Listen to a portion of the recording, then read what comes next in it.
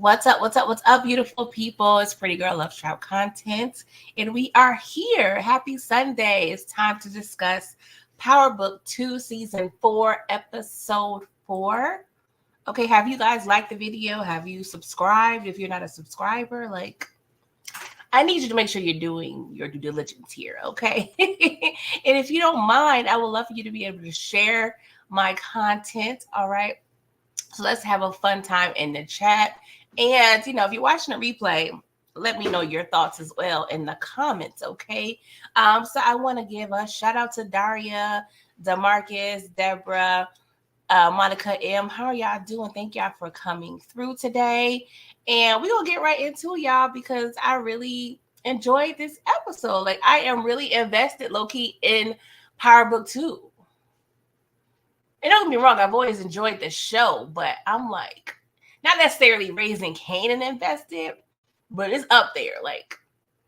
Y'all are doing your big one. Y'all are doing your big one, okay? I'm definitely enjoying this show. I just can't believe I don't have a next season to look forward to, but maybe they'll cook up something else, y'all. I do not know, all right? Hey, Monica M, HEA, thank y'all for coming through. So, hey, Kara K, good morning.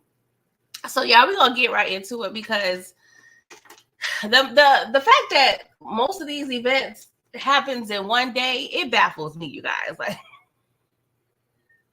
It is baffling to me how much be going on in Tariq land in the span of 24 hours, okay? So we have to keep our young brother in our prayers, okay? Because it's a lot. It's a lot. What's up, David Williams? What's up, DJW Enterprises? Hey, how y'all doing? Please make sure you guys are liking the video upon entry. So yes, guys, let's get into it because we coming out hot, okay? Because Tariq and Braden is on campus and they are looking for Dirty Diana, okay, in her dorm room. Of course, she ain't there because she on the run, okay? So, of course, they realize she's not there. And then look who comes, okay? her mama and her brother, okay? They are looking for Dru and Diana as well. And, Monet, she's putting two and two together. She was like, oh, you thought I went ahead and gave K. Egan and Tommy your mama's address. So Tariq, confirm. Okay, please confirm. Did you take shots at me, young man? Tell me the truth. And of course, at this point, the truth shall not set Tariq free. He already know. If it was him, he got to lie. Okay. But he was like, nah, I was pissed off, but that wasn't me, Monet. That wasn't me. All right. But at the end of the day, D&D violated. Okay. Dru and Diana, they violated. They took a shot at you, your own flesh and blood, ma'am. So what are we going to do? Because they got to go. They got to go. And I was like, Tariq, you wilding out right now because I just replayed how you just off your own daddy. How you just off your own daddy. Oh my gosh. I'm trying to look past this, you guys. I'm trying to look past this. And even Kane was like, you know what? I don't trust the little Negro, not one bit. But I agree, Mama. Dru and Diana got to go. I'm like, it's giving very much Sopranos right now. It's giving very much mob. We don't care who you are. You violated the code. You got to go. Oh, God. This was hella funny to me, you guys. So he goes straight to Effie's room, right? And he kind of feels her in the situation, right? And then he just casually say, oh, no, they just, Diana just went ahead and tried to, frame me for her mom's murder. Oh, my God. The direction of this scene was hilarious to me, right? Just Tariq's delivery of the news. And, of course, Effie, nothing phases her low-key. I mean, I don't want to say that. But it's hard to crack her. Nothing surprises her because she understands the game, right? And she kind of looking at Tariq like, do I gotta refresh your memory? Do I gotta remind you what are we doing here? Okay. So she gives him a little reality check and like, bro, in this game, you can't trust anyone's loyalty, no matter who it is. And you of all people should know that best. Better than anyone. So what is the problem? You thought you was over here skipping and hopping in fields with Tejadas? No, they not that. It ain't that deep, Tariq. I don't know what you think this relationship is between you and them. And that's the thing too. Tariq really low key think, and I always say he's Monet's adopted son. And she thinks that vice versa sometimes. So I think he got a little cloudy. But the problem is with Tariq, he thinks he's smarter than everyone. He said it himself, episode 1. I'm smarter than everyone. I can't believe they got me. So the mere fact that he low-key thinks that Tejadas are dumb and he is the smartest man around, the ego. The ego is the issue here. He cannot believe that they did this. And it's interesting to me, right, that he's going back to Effie for, even though his intention low-key was to find Diana. I don't know. It's just awkward. It's awkward because are we starting to see them be back cool again or what? Because there is a sort of safe space there, but at the same time, from Tariq's point of view, like Effie, she didn't do exactly the same thing as Diana, because Diana, she involved his mama, okay? Involving the mama, that's a whole other thing, because Tariq's like, okay, you try to murk me, all right, you effed up, but Diana takes the cake because, including my mama, that's the problem, right? So at this point, in terms of loyalty, Effie is kind of, I don't even want to say a little better, because loyalty and Effie really are kind of oxymorons. So I'm just curious to how we're going to see this relationship between Effie and Tariq transpire in the next 6 episodes. I don't know, because as she stated, you can't trust anyone. So I don't know if he'll be able to ever trust Effie, but maybe they can come to some sort of agreement to kind of possibly work together, or just kind of utilize each other based on their needs. I don't know, you guys. I don't know if I see anything romantic with them again, but maybe professionally, possibly we can see something. I don't know. Because when I see Effie, the only thing that's in the back of my mind right now is that she got to end with the Russians. And I think she's going to be able to help Tariq with that in the future. I'm keeping that in mind, right? There was another point I wanted to make, but it left me. But yeah. Hopefully Tariq took heed to Diana's words, because I think he was set tripping just a little bit. I don't know. Tariq somehow, and I want him to win, but he's probably going to be very much humbled. Probably. It's just a matter of who, what, when, why, and how. Okay. But yeah, Monica, we said Effie was only saying that because Kane sleeping with Noma. Saying what? Because I'm not sure what she was saying that has to do with Kane sleeping with Noma. I felt like, if you're referring to her statement about trusting anyone's loyalty, I was thinking of her even setting him up and them at a point where they're still having a conversation, a recap and review, if you will, of what happened with him and the Tejadas. I do think, Effie kind of feels a little bit of a way about Kane and Noma, probably more so professionally, but her heart is still with Tariq. Don't get it twisted. She still love that boy, okay? Or should I call him a man at this point? I don't know. But it's going to be interesting seeing their relationship evolve, or whatever it comes to. Now, I did see an interview with Effie, and I'm sorry, I forgot what platform it was. She mentioned that we're going to see her mom this season, and it's going to give some more insight as to how she became what she is at this point. So that still made me a little nervous, because immediately when I heard mother, I'm like, oh, Effie, are you going to be knocked off the board? Is it going to be a funeral or something? I don't know why I thought that far, you guys, but my mind definitely went there. So we probably won't. I just try to figure out what circumstance would have Effie's mom coming into play. I don't know, but I'm intrigued, y'all. I'm very much intrigued. I don't know. Who gonna play Effie mama? I don't know. But let's move on, right? Because as Tariq is over there, Effie's room trying to find Diana, Kane enlists some of his employees And pretty much told Donnie, like, I'm putting out an APB on D&D, okay? APB on Dirty Diana and Dru, okay? Because I need to find them. I know Donnie was probably like, well, damn, we got to find these people's siblings. Like, what?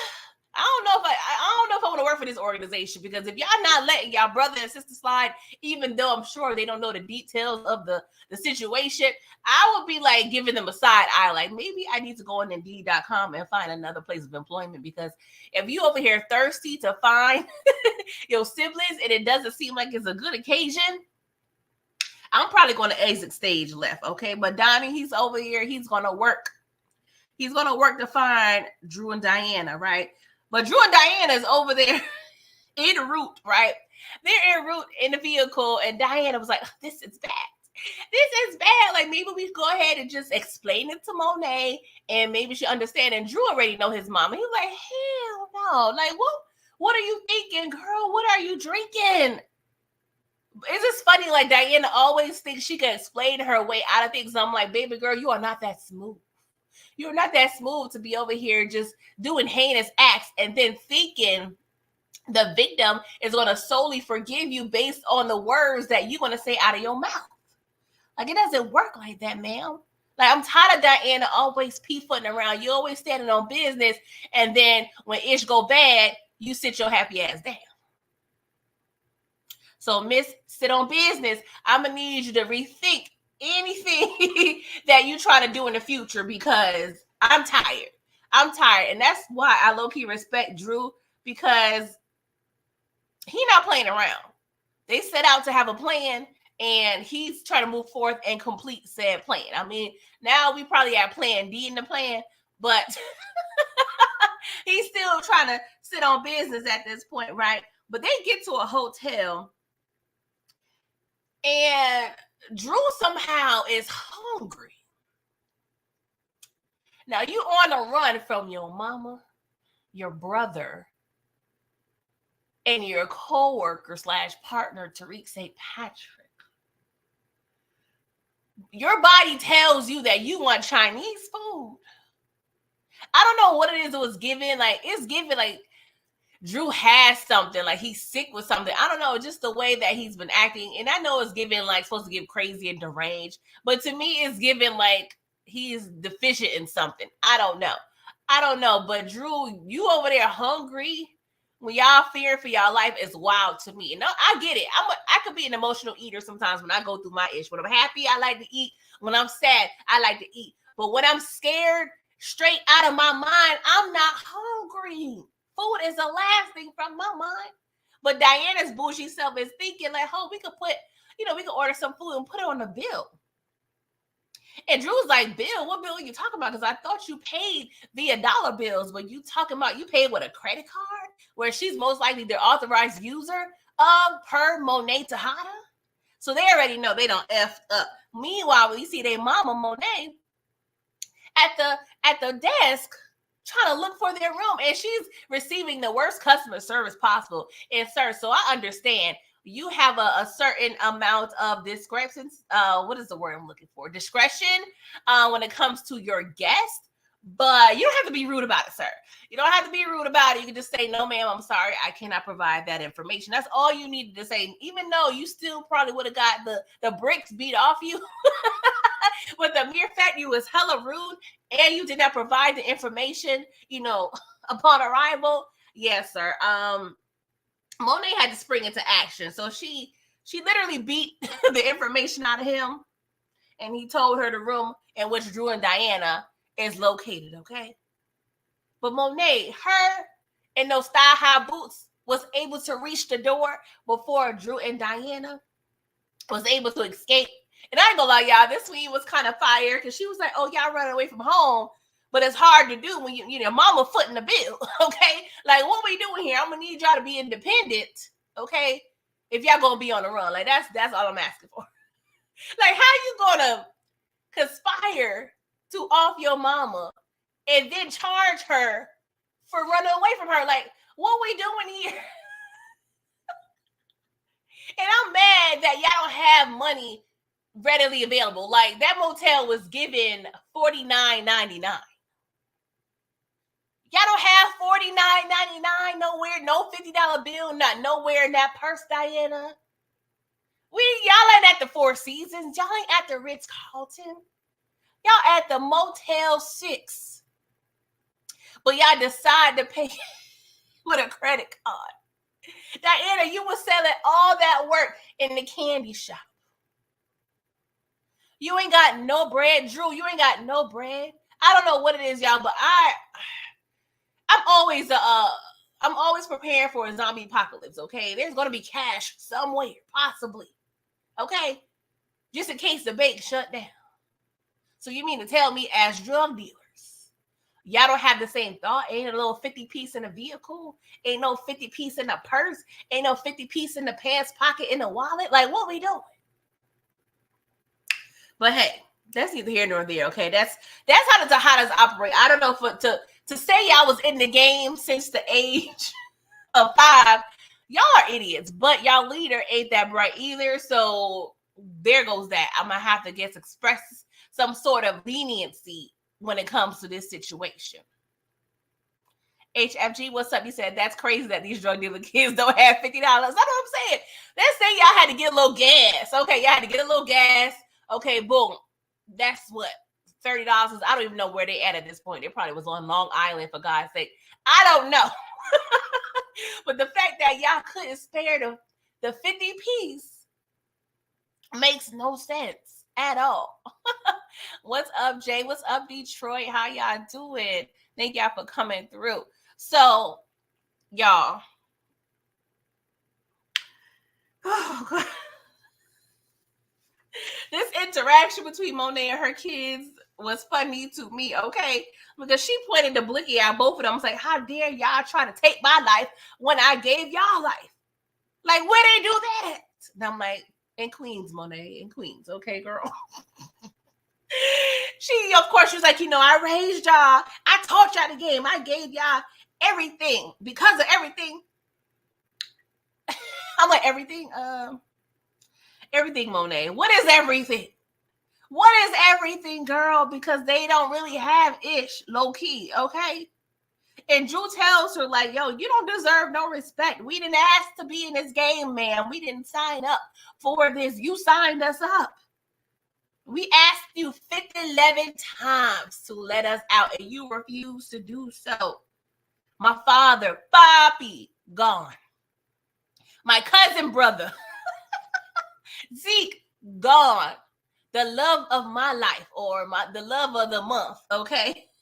Gordo, gone. And honestly, it seems like Dru is more hurt about Gordo than anything. I ain't gonna hold y'all. He is the most pissed off about Gordo, okay? Oh, God. He's like, Monet, I'm tired of you pulling your strings, Geppetto. Like, I am done with you. And he was like, you know what? Me and Diana, we might be happy if it wasn't for you. Like, you're not even close to being a good mother. You're actually a bitch. I don't know why that was a little cringe, y'all. Even though, I don't know. I don't know. Did she deserve it? Let me know if Monet deserved to be called a bitch. Probably so. Based on the events that we've experiencing, yeah. She gotta eat that bitch one time, okay? Because at first I was giving cringe. I was giving, Queen Latifah, UNITY. I was like, who are you calling the? I was going there, y'all, just for a split second, but I was like, okay, let me give myself a reality check. She may need to eat that.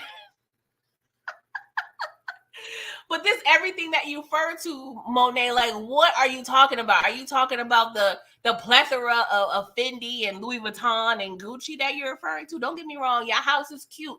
But internally, these kids are effed up. Like, their morals gone. Dreams gone. Dignity gone. Pride gone. The criminal record, it's getting there, though. So I don't know exactly what everything you're referring to, Monet, your materialistic ass. I guess if you happy with door knocker earrings and forever, quality lace fronts and thigh-high boots, I guess that's everything to you. But these kids want more. They want different, ma'am. But, of course, they're back and forth, okay?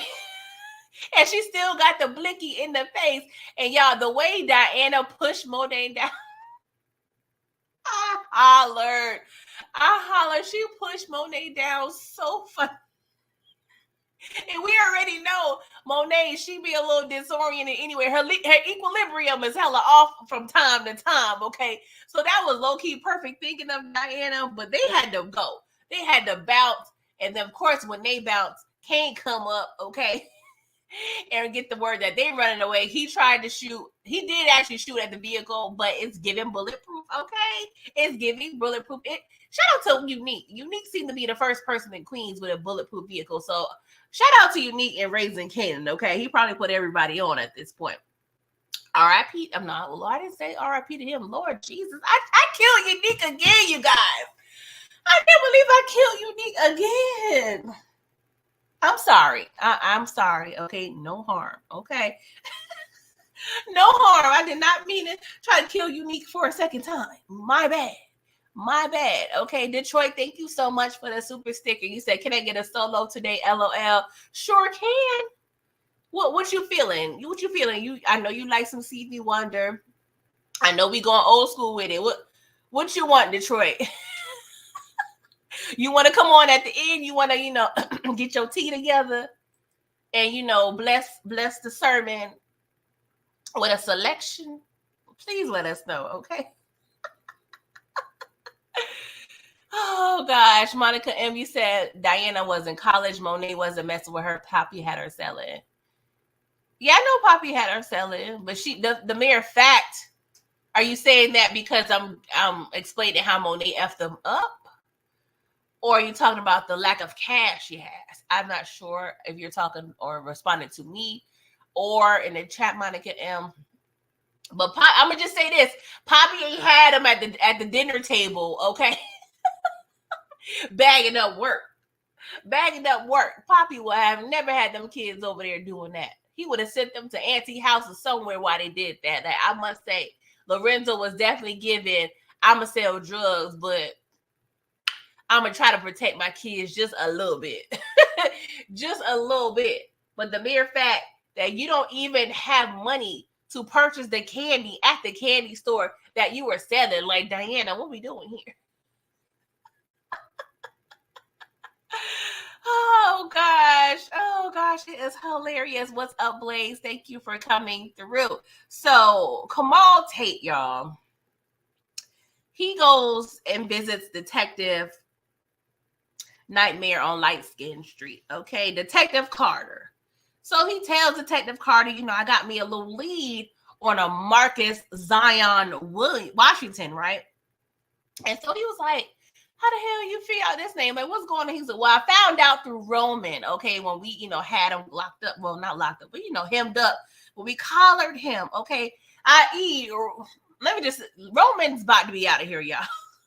Probably episode 5. Roman is already gone, right? In my eyes. Like, they gonna line Roman up real good, okay? Because he over there snitching. And one thing that Detective Carter stated he don't appreciate and don't like is a snitch. He was like, damn, they don't make criminals like they used to. He was giving, back in my day. He was about to give a back in my day speech. I ain't gonna hold you. But he collected himself, right? And so you can tell Detective Carter ain't really trying to hear nothing Kamal has to say. Nothing, okay? But he's trying to appease him just a little bit. So he's like, all right, cool. I'm going to have my people look into the Zion character, right? But Kamal was like, nah, bro, I already got the rapport with Roman, so let's just go over there. Let's just see what that's talking about. So Detective Carter was like, bruh, I think we need to focus on St. Patrick and Tejada. Like, that's what I'm feeling right now. And so Kamal is visibly upset, right? And I get it. But at the same time, come on, I'm going to need you to pipe down, okay? I'm going to need you to pipe down. And Detective Carter, he felt the animosity that's kind of spewing from Kamal right now. So Detective Carter was like, you know what? Let me get in my Golden Girls bag, okay? Let me tell you a little bedtime story, okay, sir? So picture it. My mama's house, 1983-ish. I had a homeboy named Rob, Okay, me and Rob was cool as hell. Okay, we would be over there on the corner drinking water, quarter waters, and going to the Mr. Softy truck. Doing all the things, playing Skellies. I don't know if all y'all familiar with Skellies, but we was over there outside, and we would go inside. We would be over there playing Atari, Sega Genesis. Like I had all the games. We was over there, big kicking it at my mama's house. My mama was always gracious to him, nice to him. Like he would be there all the time. And then one day, Rob took it upon himself to place his 5 fingers on my mama's Frigidaire to provide himself some moisture within the mouth to get him something to drink. And when my mama heard that Frigidaire open and close and knew that it was not my 5 fingers, she politely told Rob to get the F out of my house.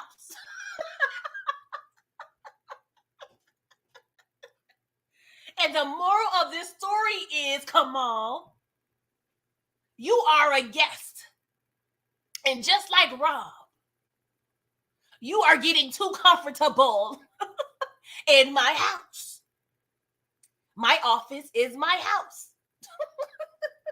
So what I'm going to need you to do is fall the F back. Now we're going to go ahead and focus with Tariq and Monet.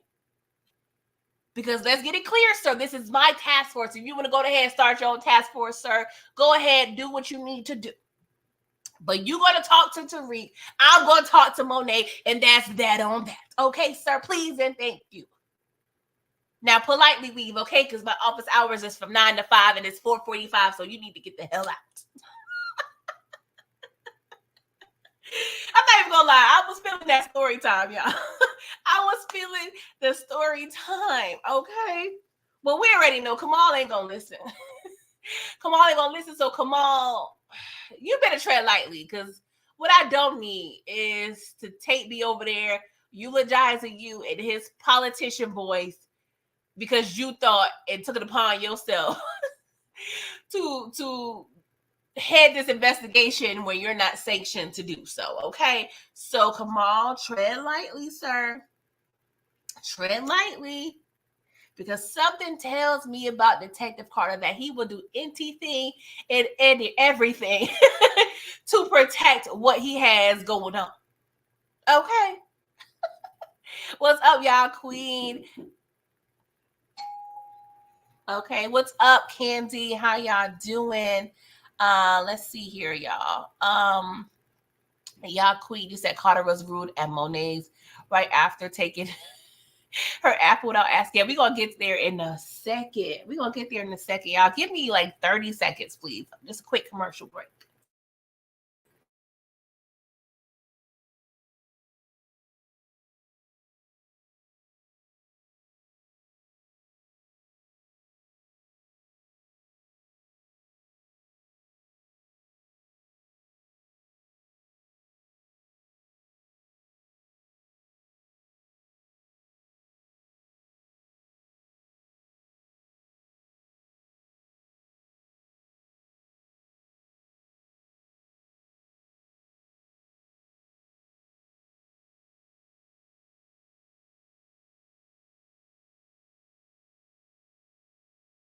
It's Pretty Girl Love Trap content. You are listening to the soothing sounds of Pretty Girl Love Trap content.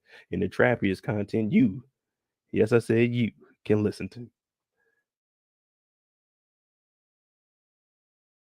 All right, guys. Thank you for holding on for a minute. Okay, I appreciate y'all. Let's see here. One moment. All right. So, sorry, we had a interesting visitor in the congregation. We had to check out. Okay, we had to see what was going on. All right. So, y'all. Oh, Jesus Christ. Tariq and Braden, they go to the bookstore looking for Diana because they thought she was going to clock in at work, okay? They thought she was going to clock in. But no, Diana did not clock in. But you know who did clock in? Diddy Jr. clocked in. Then he junior clocked in, okay? He was like, I don't know what my daddy got going on, but I'm going to work. Okay, I'm going to work. That's what we doing. Okay, shout out to you, sir, for not, let me just leave that alone, okay? But Braden, he's asking Tariq, do you think we need to be focusing on revenge right now because we got business to run? Like, what are we doing here, sir? And Tariq was like, hell yeah, these people done shot at my mama. They try to get my mama hemmed up. There is no excuse. And it's crazy because when he gets like this, when Tariq gets like this, it gives me ghosts, but it's giving ghosts when it comes to Angela, right? Because, that's the only thing he seemed to be really passionate about was passion with Angela.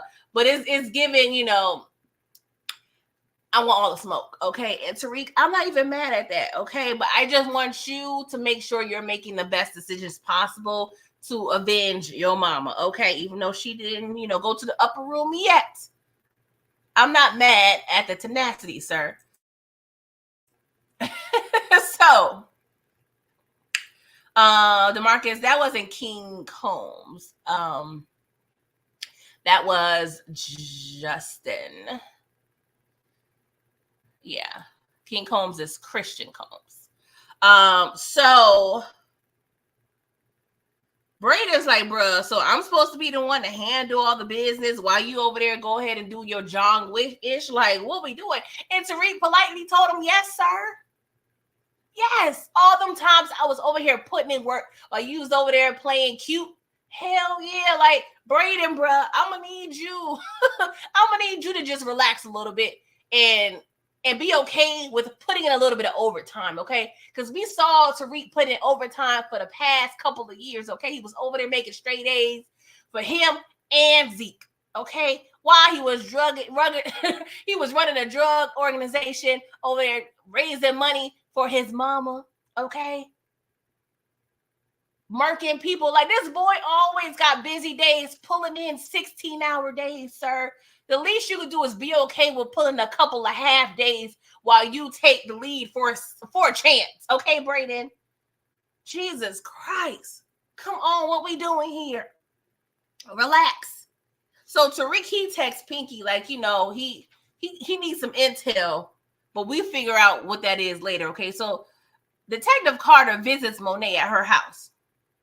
So he's questioning about the torch drug situation. Of course, she was like, I don't know nothing about that. Okay, I don't know nothing about no torch drugs, right? And this is the funnier part, right? And y'all can correct me if I'm wrong. But, and what's up, Miss Kira? How are you doing? Thank you for coming through. Correct me if I'm wrong. But Monet don't really know about the torching of the drugs, right? Because nothing about the organization she is really hip to. The last thing she kind of knew about was the Russians. Like, I don't think she's been privy to the whole situation with Zion and Roman. Like, she don't know Kane went over here and did his big one and blew up the van because they have been not telling her because she has been on short-term disability. So in her head, she's telling the truth. She don't know nothing about that. So Detective Carter proceeded to break down the whole family history, right? He was like, oh, your family, y'all been running drugs for years, okay? Y'all ain't the biggest players in town, but y'all on the come up or were. To me, it was given it was given like, I'm breaking you down, but I'm humbling you right now because the mere fact that you saying that my family was running drugs for years and we still on the come up is hilarious and so accurate, okay? It's very much accurate, Detective Carter. I'm with you when you're right. I am with you when you're right. So he brings up the whole Rico situation, but he was like, I know you was all, mixed up in that, but we already know Tariq St. Patrick was the real star of that, all right? So we understand, your family's trying to rebuild. And any threat got to be dealt with, okay, including Roman, okay? So you burnt up his ish. And I don't know, y'all, as soon as he said that, I don't know why, but I'm like, Detective Carter, are you going to eventually set up Monet for Roman's death? Like, I don't know why like that came in my head, like, because he's mentioning Roman too much. We already know he don't like snitches. He's appearing very much kind of dirty right now. So I'm like, oh, are you trying to make a play here, sir? So I don't know, y'all. I'm not saying that's a true theory or so, but I'm just hypothesizing that I would not be surprised that Detective Carter is going to try to swindle this situation to where Monet is going to go down for Roman's body, right? But she, explains, I'm not involved in that drug dealer ish. But he kind of want to expound on her relationship with Tariq St. Patrick. And she was like, well, sir, I don't have one. He was like, okay, I actually buy that, right? Because I got a witness saying someone fled at the scene of your shooting that looks and fits the description of Tariq St. Patrick. And Monet is visibly upset, okay? She tried to contain herself, but she's feeling a way about this. And I'm like, Monet Tejada, how many times have you swindled the popo? How many times have we seen the popo in your house questioning you, and you was able to spin every which way in terms of your story? You already know how the popo operate. They lie and manipulate to get anything that they want. And you just off rip believing this guy. And you know what? The only way I'm going to justify her thought process right now, from her point of view, she's coming off the heels of, okay, my kids just tried to murk me. So I can't trust anybody under the age of 24 at this point. So that's my justification for her thought process, because it's very much wild to me that she's over here just believing the word of Detective Carter and not giving any pushback in her head. So I'm going to just say, between the medication that she's taking and the mere fact that she just realized she can't trust her kids, so she's not going to be over here trusting Tasha's kid. I'm going to just say that's her perspective. But I'm still thoroughly upset that Monet Tejada did not still think to go back in the kitchen to rewind the footage from that day. It's still baffling to me, y'all, and it's bothering me at this point, because you should be able to see something. This pew-pewing happened right in front of your driveway. So you mean to tell me nothing, none of the 10 brain cells that you do have said, oh, let's go back and look and see if we found anything on the footage. Y'all are showing us there's still cameras there. She got about 6 screens on that security camera. Nothing is telling you I need to go ahead and peep what happened that day. Even if you can't find anything, I need to see Monet. I don't know, y'all. It's just bothering me. It's just bothering me. And let's say she wasn't even thinking about that. It's something that just escaped her mind. Let's just say for shits and giggles. Her camera footage in the shooting, maybe that's something that she just completely forgot to investigate, right? The mere fact that you realized that you was able to obtain Kate Egan's camera footage of your daughter in that red wig, that didn't spark anything in your brain. Oh, let me go ahead to my kitchen and see what footage I got.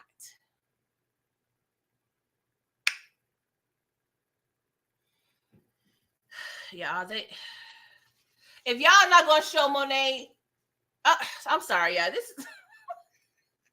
is making my edges flare up, y'all. It's really aggravating me, because you got all these cameras for why?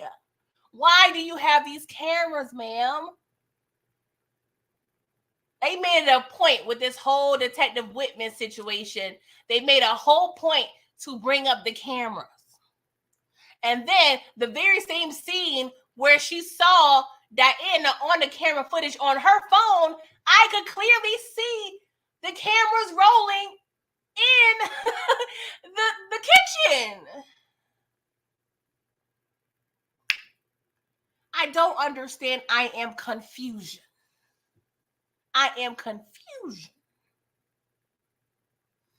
Oh, God, make it make sense. Monica, you said the question is, why did her cousin let the police in the house? Child, I'm going to just say, which is still not an excuse to me, I'm going to just say, you know, she's not of that life and she got scared. That ain't no excuse in my book, but I'm going to just say, based on the writer's positioning, that's their justification for allowing her. Because what we're not going to do is have Detective Carter in the in the dining room and me go upstairs. Monet is on 10. He probably hearing everything Monet is saying. And then you tell Monet, calm down, the cops is here. And I'm sure he could hear everything. What's up, that guy 2020? How are you? So let's move on, y'all, because that got me stressed out, okay? Scratch with a K. So Noma, she visits Davis McLean, right? And long story short, she is wanting to solidify her legitimate business in the States, right? She has a jet business, which is good to know, okay? She could just zoom any country at any point in time. I kind of like that, okay?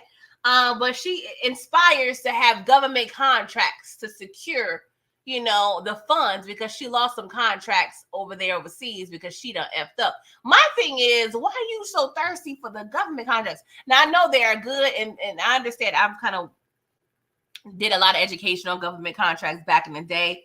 Now, that's some guaranteed money, low-key. But, girl, based on what you're doing on your night job, I don't think you need to be messing with the government for your day job, girl. Like, can we review some other options here? Because you playing the hella close. You giving ghosts right now. You giving ghosts right now. Like, you doing too much, okay? We can't find no other contracts, girl. What are we doing? But Davis, you know, he always come through with some intel. What's up, Dexter? You said, he pretty much said Wiley Adams, you know, he works in the senator's office. And, you know, he may be able to help you out a little bit. But you really need to get through to his aide, Kevin Grant. You know, you need to get past him. You know, he's kind of like the gatekeeper. You know, he's from the hood. But, you know, now he done leveled up, okay? So you're going to need to get through him. And they got a little charity banquet tonight. So, girl, baby girl, what time am I picking you up? Let me know. Do I need to get you an Uber? Like, do I need to bring a car? Well, he probably ain't got no Uber money to spare right now because Davis was like, he down bad. But yeah, he thinking he got a date possibly. And she was like, no, I got a little date in mind, okay? But y'all, when Davis was watching her walk down the stairs, y'all know what I was thinking? Because I already feel that Davis' life may be in danger, right? But I don't know why. We know, we've established that Davis, he's feeling Noma, right? Oh, Noma, I don't know. She be giving AI sometimes. I don't know. She be scaring me. But, and not saying that makes her special, because Davis be eyeing everybody. Like, Davis don't have a type, honestly. Like, if you got him a JJ, he is in there, like swimwear. Like, he don't really care about nothing, okay? He like a black, white, Puerto Rican, and Haitian. He do not have a type, okay? So the mere fact that he is always thirsty for that punani, and the fact that Noma, she's on game, like she knows he wants her, right? I don't know why this came in my head. Pause, I guess, maybe. But I can see Noma setting Davis up for the kill, literally, right? I could see her, you know, was like, Davis, you know, I, you know, thunk over, you know, your several advances, and I kind of want to, you know, make do, you know, on that situation. And they never really discussed the price for the favor he just gave her. So she could be like, you know what, let's, you know, come over to my house and let's discuss. And he can pretty much, they can take it far, right? But he could even just barely be in the living room. Because if she find out he working with Tariq, that's another issue, right? So I can see her like luring Davis to her house and murking him, or have Kane come through, you know, in another room and off him too. And they could go as far as them being actually in bed, because I do feel like she kind of feeling him a little bit. So she'll probably be like, you know, let me sample this a little bit, and then I'm going to go ahead and do like a Harlem Night situation and have a little blicky under the pillow. What y'all think about that? Because we know a lot of people, sometimes they fall victim to their weakness. And what is Davis's weakness? The PUSS. You know what I'm saying? So the fact, you know, that would kind of be like poetic justice a little bit. And then the line that we heard when Obi and Noma broke into Davis's apartment, and when he kind of declined to kind of offer up Tariq and Braden's whereabouts, she pretty much insinuated or stated like, hey, I hope this decision isn't one that you will regret. And he stated, I don't live in regrets, right? So that's always like in my head as like a foreshadowing moment. So I don't know, like I could see something like that happening, okay? Like I'm not knocking that off the table. I'm just saying, we're going to have to see. We're going to have to see about that, right? So Dru drops Diana off at Salim's house because he wants to break up, and split up, while he go get some bread so they can leave the city. So this was the only place she could think of that Monet and Kane would not think of, right? Oh my God, this next part, y'all. Well, thank you, Blaze, for this super chat. You said Noma is fine, too close to the sun. Here's the bounty, and thank her for her services, love. Yes. She's definitely doing way too much. Like, girl. But that's how it is, she's cocky. It's weird because her guards are down. I don't know why. She does not operate like she's not over here just doing a lot. But we're gonna see. We're gonna see the demise of Noma. We're gonna talk about it in a minute. What I possibly think, right? So, Dru proceeds to go to the weakest stash spot in the world. I mean, Dru, what is that? You in broad daylight climbing up these stairs. Like, what? Like, oh my God, Dru. Like, that was the dumbest stash spot ever. Like, what happened to like alleys and warehouses? Like, you over here in broad daylight on a bridge. Any stranger, any crackhead, any homeless person could peep you. Like, this makes absolutely positively no sense, sir. So he proceeds to look through the bag like nothing was there. And look who we see. Oh, we see Kane. He meets him with a blicky in hand. So, of course, we have this little duel. And, Kane, of course, he's pissed off. And Dru was like, what you want me to say? And Kane was like, well, you can start off by saying sorry for trying to kill the person that gave birth to us. So Dru was like, hold up, she murked our Poppy. Like, do you not care? Do you not care? And I'm like, Kane, well, if Dru were to say sorry, would you let him go? No.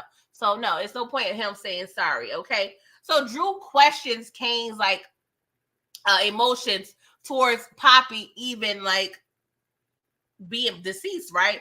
And Kane, he expressed that he wanted, just the respect from Poppy. He wanted him to trust him that he could just hold the family down. And he stated, yes, Monet robbed me of that gratification, but that's still not enough for him to want to murk her, okay? And, they're having this emotional moment. Kane's over there, just giving his best Carl Thomas impression, just crying. The emotions is there.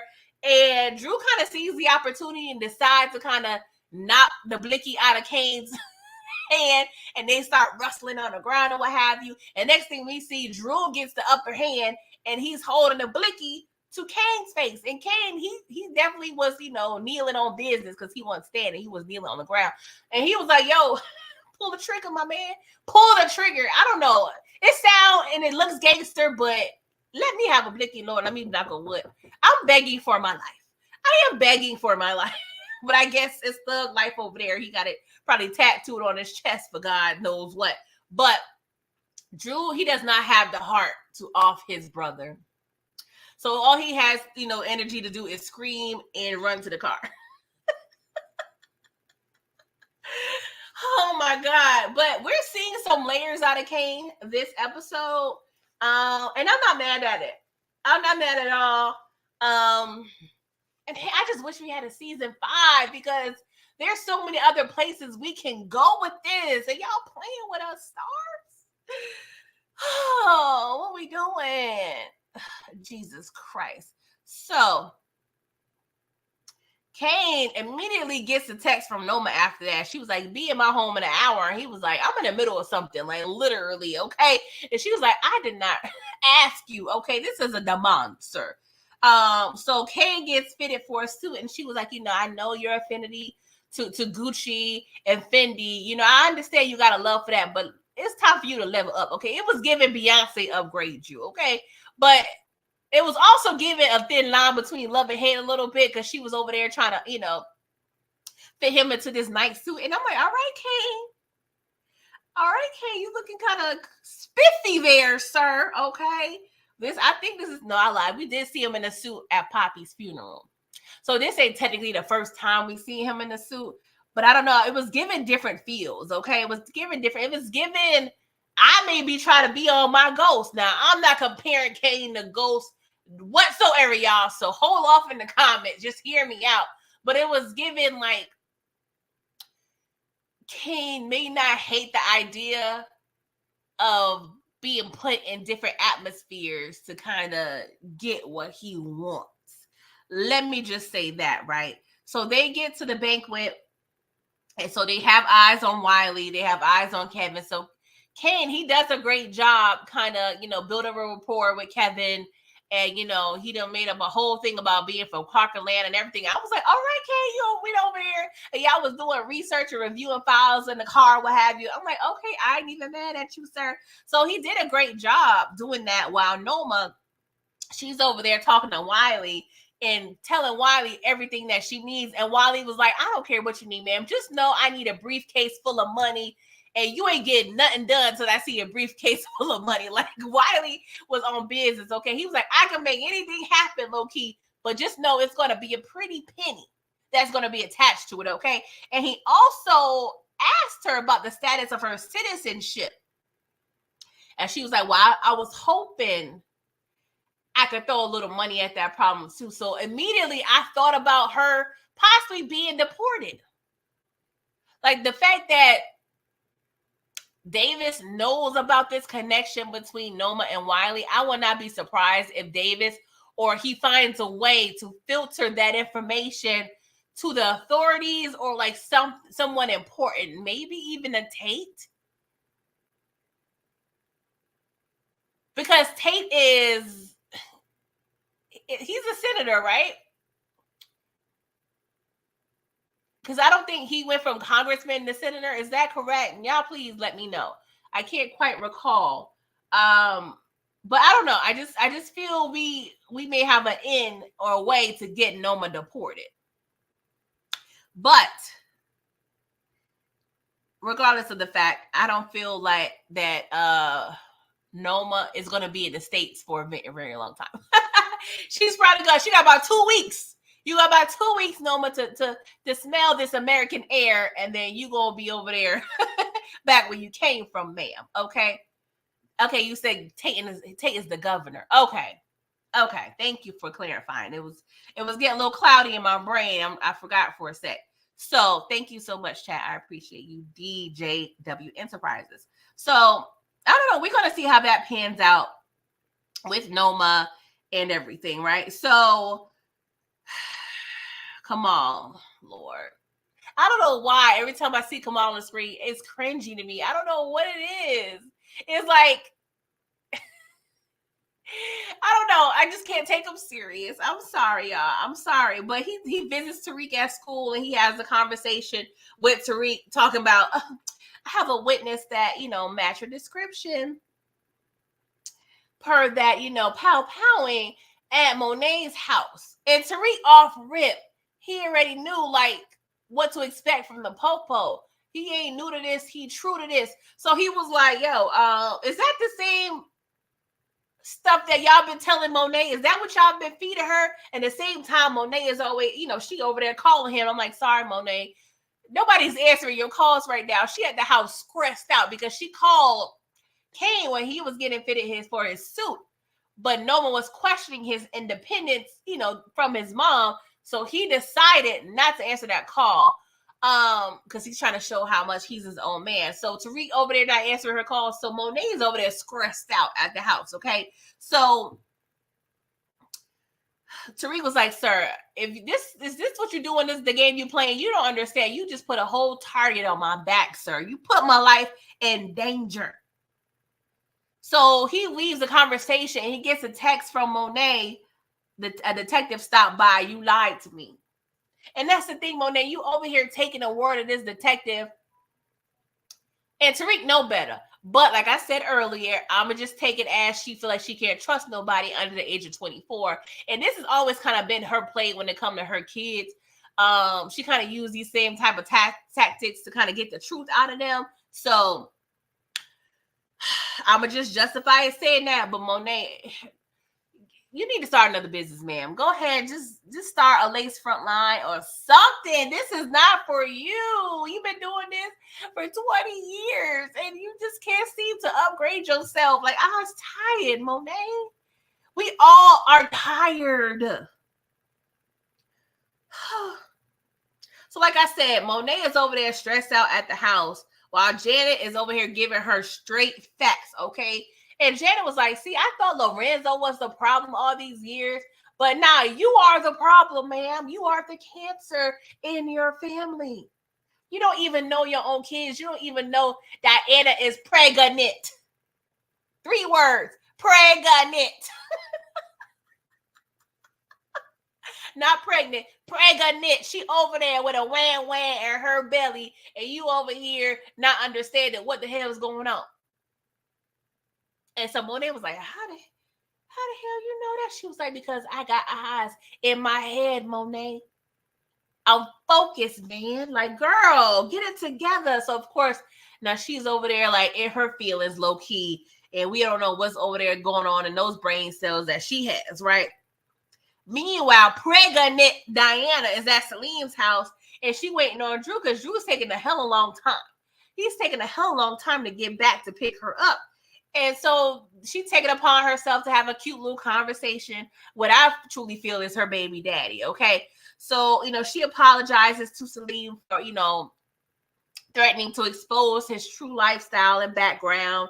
And, he gives her encouraging words and, it's like, you know what? You are an amazing Black woman, okay? I'm like, all right, Martin Luther Salim, go ahead and talk that talk.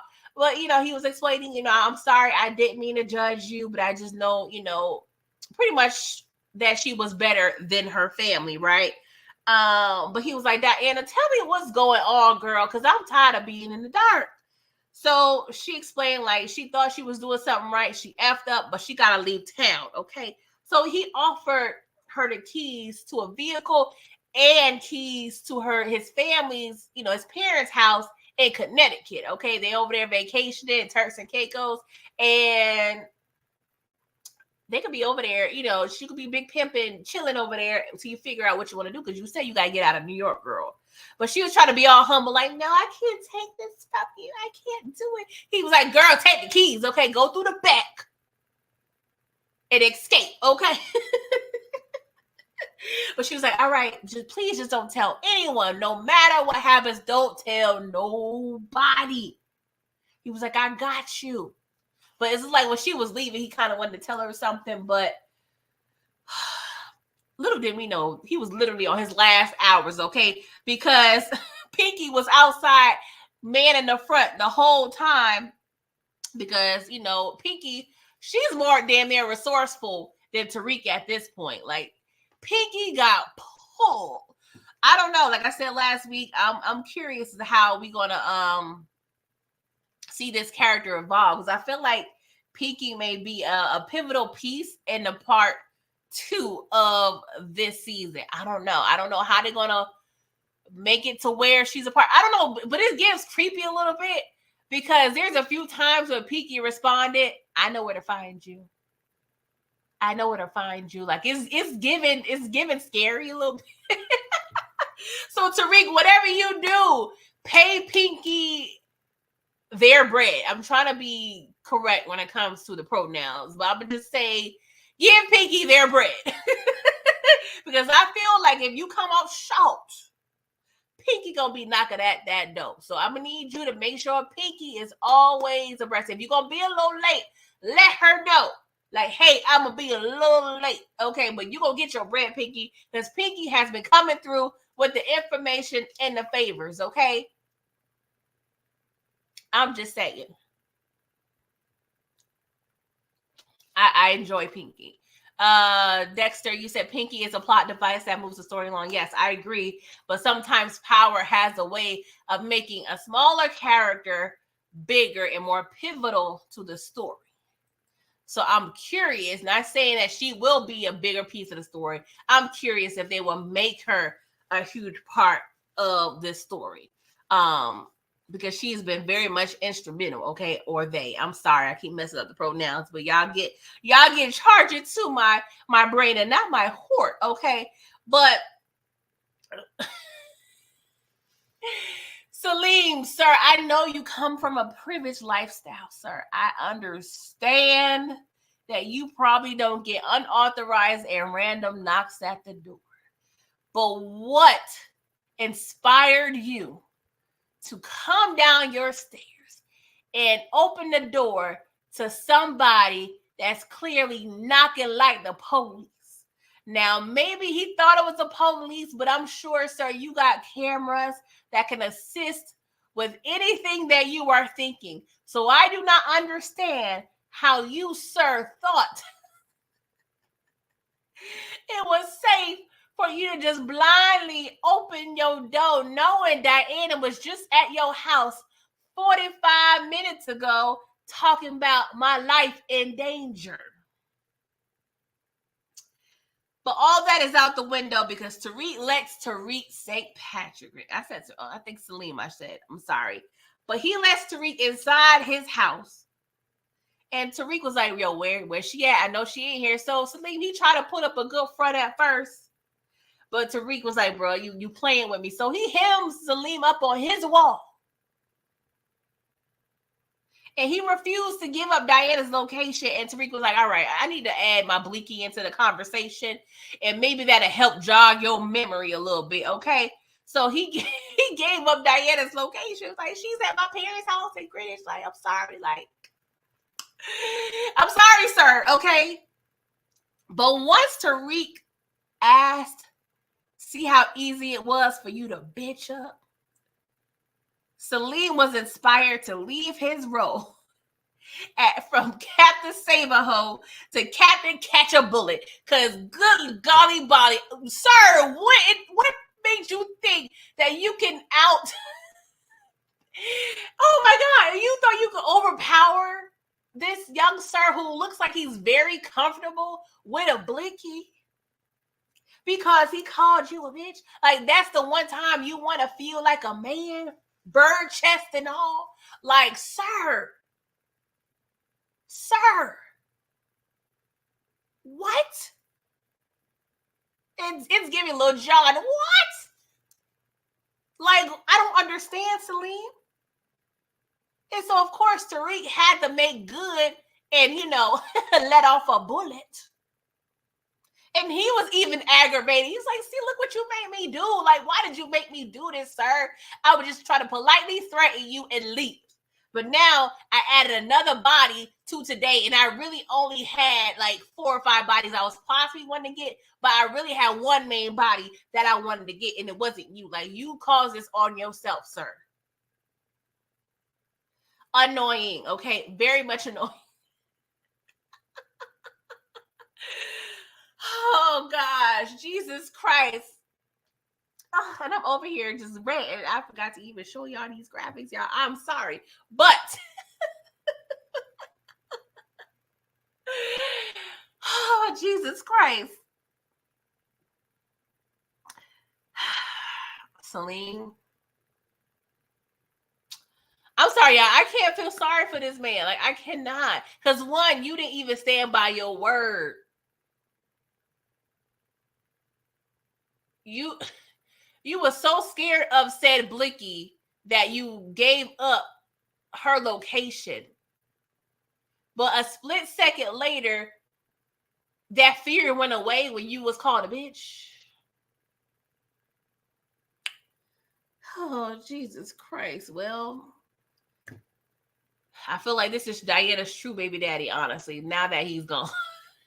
But the mere fact that Tariq is probably going to feel compelled to probably help with this baby because he murked this baby's daddy, he's just going to be a good stepdaddy. I don't know how they going to spin this, y'all. I mean, Tariq could be the daddy, but I think it's more poetic for now it to be Salim and Tariq just kind of feel compelled to play like he the daddy. I don't know. We're going to see how this story moves along, but that's what it is at this point. So Diana, she makes it to Salim's parents' house, and she's on the phone with Dru, so she tells Dru to hurry the F up. Because, they got to figure it out. They got to make sure they're safe. And he was like, all right, I just need to make one stop. And y'all was playing in my face the whole time. Writers, cinematographers, y'all was over here playing in my face because y'all could not tell me that this was Dru's last episode. Y'all was over here making me feel away by these, specific shots and and these scenes. Like, Dru had the blicky in his face 11 times and nothing happened. Monet had the blicky in his face.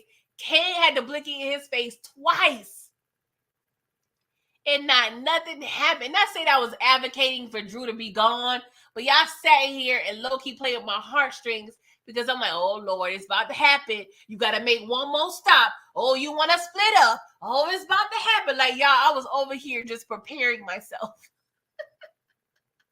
I was preparing myself for Dru to be out of here, but y'all was playing with me the whole time. Good job, guys. But, yeah, y'all had me.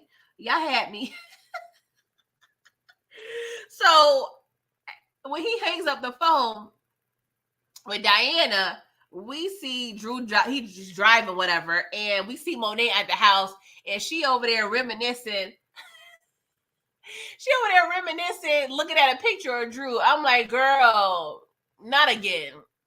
So I'm just going to hypothesize that next week we're going to see a throwback with Kane, because we got Diana last week, we got Dru this week, and now next week we're probably going to see a throwback of Kane when Kane tells Monet that he ain't effing with her no more and he over there with his boo Noma. Like, I'm just going to say that the way the trend is going, okay? But yeah, she over there reminisce on a son she has. So we see a flashback, y'all. And Dru is about, I don't know, Dru was giving like early teens. Like, he was giving me like 14, 15. I can't quite pin the age. But he was upset because he wanted to stay at school for art little presentation / event that his work was being featured on. But his mom took it upon herself to state, oh, no, I have something more important for you to attend. Okay? It's time for you to start learning how to handle transactions. And we pretty much try to get you to level up. Monet, you're supposed to be training this boy on how to handle transactions. You failed the mission, ma'am. This was the worst transaction in history. And you try to teach him? What? So Lex, who's the dealer that she's trying to sell this work to, he was low-key being, borderline disrespectful, calling her Lorenzo's B, and, he, I guess, tried to clean it up by offering some drinks. So I guess his little hospitality kicked in, but he was getting reckless. It got heated. Monet ended up pulling the blicky out. Of course, is another little wrestling situation. We had like 11 blicky wrestle situations in this episode. But Dru ends up fighting another blicky and saves his life by offing Lex. And going back to the car, he is clearly traumatized. And Monet gave -2 shits about the physical and emotional trauma that Dru is experiencing. And not only that, she further adds to that trauma by slapping the dog shit out of him. Asking him, what you crying for? That's the game, life or death. What? Are you serious? A thank you at bare minimum would have been nice, Monet. What the hell? What the hell is going on? Like, Monet, Tejada, you never cease to amaze me on how trash you are. You are sewage. You are dumpster juice. You are rat feces, ma'am. Like, what? This boy just wanted to go and have his art celebrated at school. But you took him out of said school, after school situation, to quote unquote teach him how to handle drug transactions, which you wasn't even able to do on your own. Like, how you gonna train me on some shit and I'm training you? This ain't training day. You are no Denzel, Monet, Tejada. Like, and not to say we never understood where the kids were coming from in terms of her being a mother, but I'm not even gonna lie. These throwbacks, these flashbacks are definitely allowing us to sympathize more. Jesus Christ, the Lord. Okay. Monet, child. So, of course, she's finished reminiscing on the son she has. And Janet comes in and she was like, Monet, what's wrong? And Monet was like, you know what? I taught my own kids how to hate me. I brought this on myself. I told them to put the game before everything else. And that's exactly what they did. See, Monet, I'm glad you realized you are a horrible teacher. This is not your forte, ma'am. You should. People like her don't need to have kids. That's the thing that pissed me off. There's people over here be wanting kids and longing for kids and can't have kids, but people like her be having all the litter in the world. Like, it's aggravating. So Janet was like, you know, whatever's going on with y'all, because y'all always in some shit. That's why I keep my happy ass in Atlanta. Okay. But love will bring y'all back from it. So Monet, you know, you could tell there's some wheels turning. Those, 10 to 11 brain cells, they over there kind of working a little bit in that brain, right? Meanwhile, Kane, he left the little, banquet because Donnie said he got eyes on Dru again, right? So Kane, he tracks down Dru at the family stash spot. And this is another annoying thing, right? Why do we have to go and be out in the open? When we got to retrieve some bread. Like, Dru literally had to go on the street, lift up the little gate, and then go into the bodega, corner store, whatever you want to call it. Okay, they call it bodega now, but growing up, we call it a corner store. But this is clearly on a street, right? There's no back entrance, no side entrance, no other way to obtain. Like, suppose this was an emergency and we on the run, because we are really on the run for real. Okay, so why are we having these peculiar hiding spots? Like, oh, the Tejadas. Oh my God, they need to be called to dumbers, because this is stupid. Maybe this is the daytime stash spot, and we typically only go here during opening hours of the corner store or whatever, because, oh my God, I get headaches. They causing me headaches, y'all. Oh, Jesus. Okay, we got to wrap this up. So, Dru, he trying to get the cash out. Of course, he is met by Kane yet again with a blicky, okay? But just in the nick of time, Monet calls, and Kane is like, Mommy, guess what? Guess who I got right in front of me? And she was like, don't kill your brother, sir. Okay, please, he's still my son. He's still your brother. You're not murking him right now, okay? So she pretty much was telling Kane to stand down and to hand Dru the phone. So Dru was like, what? She was like, all right, Dru, where is Diana? I'm trying to save her. I'm not trying to kill her no more. Just kidding. But I'm trying to save her life, because if Tariq catch her, it's going to be a problem, okay? And Kane believed her. I wasn't sure if he was going to believe her or not, but he did. And he was like, okay, I'm going to text you the address, okay? So Dru is annoyed, right? Because he was like, Kane, you've been trying to kill me all day. But as soon as your mommy tell you not to kill me, you listen like a motherfucking robot. And he pretty much called Kane a mama's boy, and that proceeded to have Kane kick his ass right there next to the famous Amos cookies. Okay, I was like, Kane, that's giving disrespectful. Don't be kicking his ass by the famous Amos cookies. Don't be doing that. I don't need no blood over there on the packaging. Like, what we doing here? But he not only kick his ass, he kick him out the business and he kick him out the penthouse. I'm like, geez, Dru, you are having a bad day, sir. But I'm like, hold up, Kane. I understand you over there knocking, the boots of Noma, but you're not authorized to be firing and hiring over there. So it would be hella funny if we see Noma next episode and Kane tell her, oh, I kicked Dru and Diana out of the organization. She'd be like, no, sir, you are not authorized. It's all hands on deck. I'm going to need you to rehire them right now. Okay, like, what we doing? That was not no pre-authorized approval there, Sir Kane. So I'm going to need you to pipe down with the power. I'm going to need you to chill out a little bit, okay?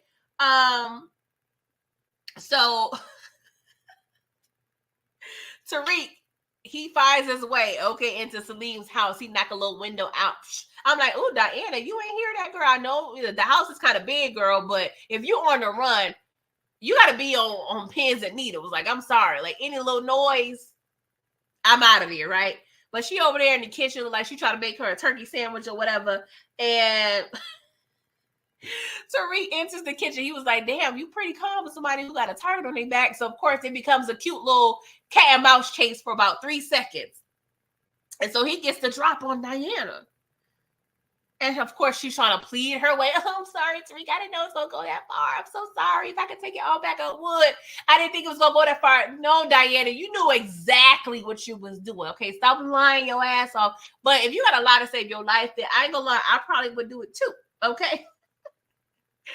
But she was like, you can't do this to me. And he was like, why? And, of course, Monet walked in because she's pregnant. Pregnant.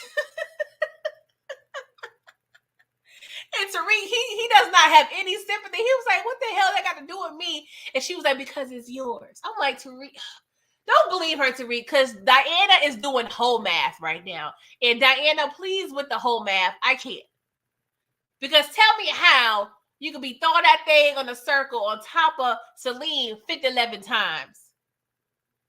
And then you have sex with Tariq. And since Tariq is the last person you technically had sex with, even though you probably had sex with Salim and Tariq within a day, it's Tariq's baby now. Yeah, that's whole math. I'm sorry. And I understand that you want Tariq to be your baby daddy so bad. But please leave the whole math alone, girl. Like, what we doing? Maury, where are you? We need you, sir. Because we got to figure this Scooby-Doo mystery out ASAP to the pronto, okay? So Tariq, he's visibly like thrown off, right? So Monet asked him again, did you take shots at me? And he didn't. She pretty much kind of said it, and he did not confirm nor deny, right? Which is kind of smart because that kind of absolves Tasha from the whole equation. But if you were to look at your cameras, girl, maybe you could see a little something. Anywho, so he kind of takes it like, okay, I would just let her believe I took the shot at her because Monet is offering a truce, if you will. She's like, hey, I'm going to give you a pass for a pass, okay? You let Diana go and I'm going to let you go. I just want to make sure my family and my grandbaby be safe. And Lord, we need all the real praying grandmamas of the world to pray on this little baby because Lord, this baby gonna need it. Oh, Jesus Christ. Monet, if this ain't enough to have you quit the game, girl, I don't know what is. Please just find another profession because I'm tired. So Tariq runs out of there like Red did on Friday. Like, he gonna cry in the car. But Tariq, he like his daddy. He only cries in extreme situations, okay? So Tariq, he took his behind back to New York. while Kane over there tipsy, and he went over there to Noma's house. And of course, he's like, you know what? I was, listening to what you were saying earlier. I am not no mama's boy. I'm not your boy either. I am my own man, ma'am. Okay, so they proceed to have cougar sex, and I was ready to log off. I was ready to log off. It just don't look aesthetically pleasing to me. Like, they're both attractive people in their own right, but I don't know. It's just cringe. It's like, what in the Dre and Michelle is going on here? Like, I cannot. And it's so funny thinking about how Kane was so like under Mecca's tutelage. You over here body rocking, knocking the boots of his fiance. See how life works, you guys. See how life works. Okay. So, y'all, we at the underground spot. And Braden did his thing. Like, Braden ain't lie. He went over ahead and threw a great ass party. Okay. He said, one thing I do right is throw parties. I'm like, you know what, Braden, I'm going to give you that. Right. So Tariq's impressed, and Braden kind of breaks down the whole business, module, what have you. They got the group over there singing about winning and what have you. And it was cute. It was a cute little freestyle unity situation. I was feeling it. I ain't gonna lie. I was kind of, I was going a little backhand bounce to it. I was like, all right, this kind of slap just a little bit. You know what I'm saying? I don't mind. I don't mind the music, okay?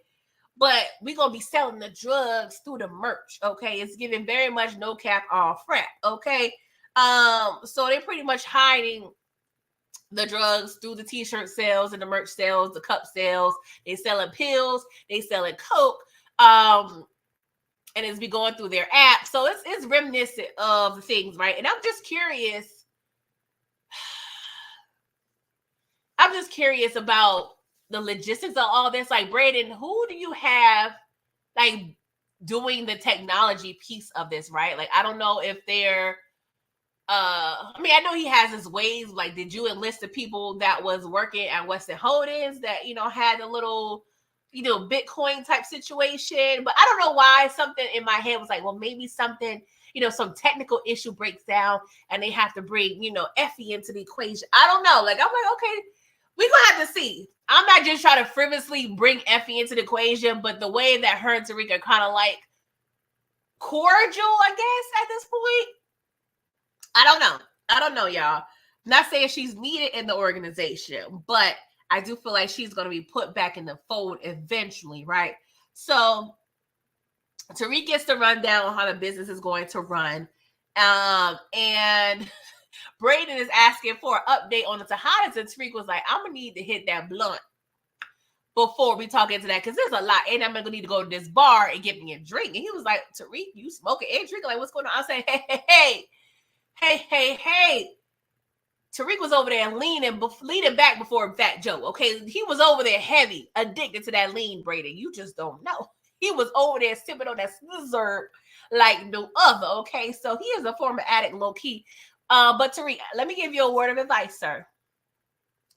Being that we know, but you don't know yet, we know what your boy Braden is into. I'm gonna need you not to take any more blunts from him in the future, okay?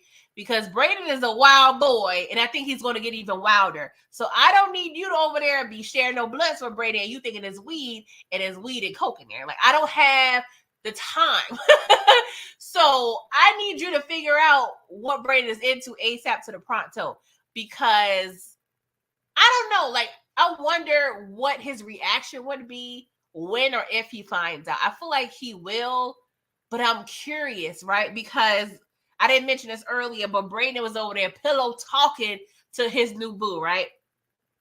She makes me nervous, but when I was looking at her visually, she looks like, to me, a little bit like Nightmare on Light Skin in the Street. Like, I don't know why. She like the eyes, the hair color, the skin. I was like, I wouldn't be surprised if, like, she's Detective Carter's, like, little sister or daughter or something. I don't know what it is, because I feel like we have to have a reason or a fallout for Braden kind of talking too much to this chick, right? Because she kind of comes out of nowhere. Like, she doesn't seem like she's a freshman. in Stansfield. And like when we get introduced to these new characters, we have an in, like they're kind of explained per se. Like Detective Carter, you know, he was ushered in by Paz. We have Zion. He's like ushered in through Davis. You know what I'm saying? So we can kind of explain these new people, but she kind of comes in from out of nowhere. Like, girl, where you come from? And the fact that she has a cult problem scares me, because people with those, you know, habits, if you will, when the time is right or when the opportunity, you know, presents itself, the loyalty gets real shaky. And, you know, we already know this is low-key, you know, Junior, Ghost, and Tommy. And what we know about Tommy, he doesn't pick them too well, right? So that had me further thinking, like, will there come a situation where Brandon has to hurt this young lady? I don't know. I don't think it would go that far, but the fact that she's already telling or asking, or I should say suggesting Braden to kind of keep secrets from Tariq already, like it's giving several red flags. So yeah, we gotta figure it out. What's up, Monique Johnson? How are you? Thank you for coming through. I also see Havana. Thank you. I hope I'm pronouncing that correctly. You may be new here. If you are, thank you for coming through. And please, if you like what you are hearing, okay, please subscribe. But yes, you guys, I don't know. DeMarcus, what is this young lady's name? I cannot think of this young girl's name to save my life, but I don't trust her. And I feel like her presence is going to throw us for a loop, because she, like I said, she's not really explained well enough for me as a character. Yes, Elle, thank you. She did say in the first episode she came on, because I thought she was Elle Varner, which is like a singer, because the way her hair was, like the real singer. So thank you, DeMarcus. I appreciate you. But yes,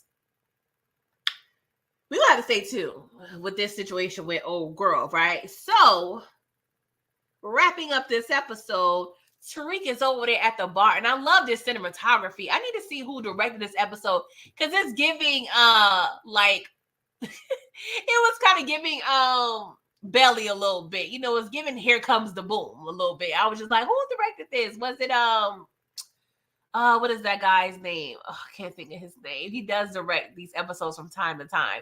But he was a video director, and he redirected oh my God, it's making me upset that I can't think of his. I see his face, but I can't think of his name right now. But I don't know. It's giving video director vibes. Just the way this scene was shot and everything with the smoke. But it was kind of cool. But Tariq sees Anya at the bar.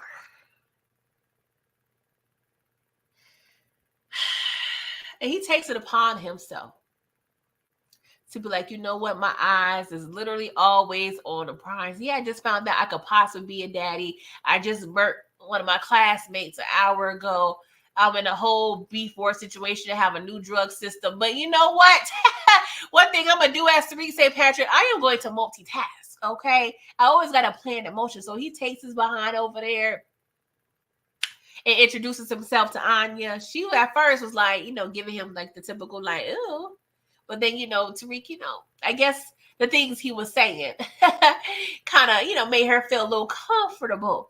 So she's more receptive of him at this point. And yeah, we're going to see what Tariq has in store for this, because the mere fact that he wasn't trying to placate in her face and was like, hey, I'm Tariq. Like, he ain't scared. He ain't scared. Yeah, I want you to know my government name. Yes, I know who your mammy is. I mean, he ain't saying that now, but I'm just kind of interested on how they're going to just spin it to where the big reveals is, because Anya doesn't know what's going on with her moms. And I think the fact that she saw Effie and Kane at her house and her mom didn't really explain it, and then the fact that she knows her dad was brutally, you know, deleted, it's not going to be too far-fetched if Tariq kind of shines a light on what Noma is into, if that is his plan, because I can't think of anything else. He's saying Tariq, is his name. I can see Anya over there at the house. And Tariq, what she doing? I don't know. It could be that the possibilities are endless at this point. But I don't know. I'm intrigued, y'all. I'm intrigued. Okay. Miss Kira, yes, Hype Williams was one of the directors, but there's somebody else that I'm speaking of. His name, I don't know, it's not Eves. It's not F. Rivera. It is one of those guys, but Hype Williams, I think he did do Belly, but it's another video director that 50 Cent used to use a lot, and he was on the podcast with Tariq and Braden. Well, I should say Michael and Gianni. I can't think of his name. I'm sorry, guys, but I love the visuals here. What's up, Steven? How are you? But yeah, guys, that was the episode. I'm excited to see what's going to happen in episode 5, and then the mere fact that it's going to be September until we get to conclude. Oh God, I'm annoyed, but it is what it is. Benny Boom is one of them, Monica, but he's not who I'm talking about, and it's so aggravating. But he's like a little shorter guy. I don't know if he's Puerto Rican or mixed or whatever, but his name gives Puerto Rican low key. So, but I can't think of it right now. I'll probably have to go to the credits and see if he actually directed it. But y'all are definitely naming the people that normally directs these types of videos and shows. DeMarcus, thank you so much for this super chat. You said King was the name of Justin Combs' Empower Book 2. Oh, you're saying that's his character name. That's weird. Anywho, like, I don't know what the recycling of the names here. Like, Power is good for that. But this was a really great episode. I enjoyed it. Like, what do y'all give it? I'm gonna give it like a 8.5-ish, 8.75. I was really definitely just tuned in. And Power is doing this great thing. Just kind of, I hate bringing a Raising Kanan, but it literally like makes me excited for the next episode. Like, I'm happy for that. We have something to be excited for when it comes to the Power universe. But episode 5, it looks like it's going to be airing on Thursday/Friday, even though it's a holiday, which is weird. I figured it was going to take a break or something, but it doesn't seem as such. So if that's the case, I will be back next Sunday to discuss episode 5. And I am starting back my OG Power review. So we are on season 6. So I believe on the 17th, if I'm not mistaken, Wednesday at 8:15, I will be picking up my OG Power review so I can finish off season 6. If you're curious, I did seasons 1 through 5. Please go back. I do have playlists for those seasons. But yes, I want to just conclude, especially since we're on a break from Power Book 2, I can kind of start back my OG Power. So we'll be starting off at season 6, episode 1. So hopefully y'all stay tuned. In terms of y'all grades and ratings, DeMarcus, you give it a 9. Miss Kira speaks a 8. Jay, 8 out of 10. Blazing Shadows, 8. Steven, 9. Okay, Miss Kira says Stars has full episodes of Raising Kanan on YouTube. I've been seeing a lot of pop-ups with episodes and clips on YouTube, so I don't know what that is about. Kim, Kim, you said 8.5. Detroit, 9.2. Yes. Okay. We all pretty, think pretty highly. I don't see any, 6s or anything. So we're pretty much on the same page, I feel, when it comes to this episode. Let me just read a couple comments first. Havana, he said, Tariq need to be put to an end. Hold up, sorry. I don't know why my allergies are acting up. He said Tariq needs to put an end to Noma because she really believed that she has a right to be part of Tariq and Diana's child's life, but she doesn't deserve to be in their child's life. Yeah, I agree. But maybe this is going to be Monet's redemption episodes, which I don't even know how that's even possible. Meaning the fact that she's been effing up for 20 years, like. But Diana, she's just is silly and gullible enough to believe that, hey, it's okay for my mom to be in my child's life, even though I don't even feel like Diana is mature enough to be having no damn baby. But it is what it is. We gonna see. Oh Lord, Monica M, you said 9.5, HFG 8.25. DJW Enterprise. DJW Enterprise. Lord, I am set tripping up here. You give it a 9. Blazing Shadows, you said Diana's baby come out looking like I am done. I would just say blank.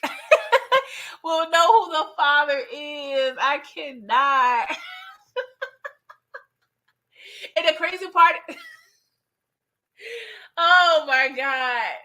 I can really see Tariq over there doing a Maury episode, pointing to the screen like, look at this baby's nose, look at his face shape. Like, this is not my baby, okay? Look at Raina, look at my daddy. Like, this is not my baby. I'm 3,000% sure I am not the father. Like, I can see Tariq over here tootsie rolling on the stage when you find out he ain't the dad. And Monet Diana over there crying. You know how Maury do. I don't know how, but every woman that find out that the person they want to be the father runs backstage all through. They literally run backstage. The camera crew follows them. They start crying. Maury, you gotta come back. It be a hot. I cannot watch Maury no more, y'all. I cannot. I don't know how people can still watch it. It's the same script every day. HEA, you give it an 8. DeMarcus, you said Diana and Tariq couldn't name their baby Raina if it no. I'm still just not even comfortable with the fact that we're really over here mixing DNA like this. The Tejadas? James St. Patrick is rolling over right now, pissed off at the mere fact that there's a possibility. And then we see clips of Tariq be in the room with the ultrasound and everything. Like, it's too much. I'm gonna have to have a glass of wine the next time I watch next episode because my nerves. My nerves. What's up, Brillo? Thank you for coming through. Don't be doing James St. Patrick that way, okay? Don't be disrespectful. Okay, he is the grandpappy, possibly. Okay, I really don't believe it is, but I don't know if there's a way that she could find out, right? That Tariq ain't the daddy, because we can't do no DNA. Well, possibly we could do a DNA test. Oh, we can't even do it on Salim's parents because he's freaking adopted.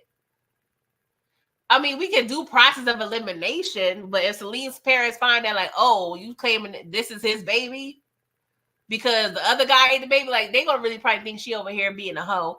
So I don't know, y'all, but it would be lovely for Diana to move in with these nice, rich Caucasian people and live happily ever after, okay? Let her do her thing and raise her baby to be in, you know, boarding schools and all that good stuff, okay? Let's hope for that.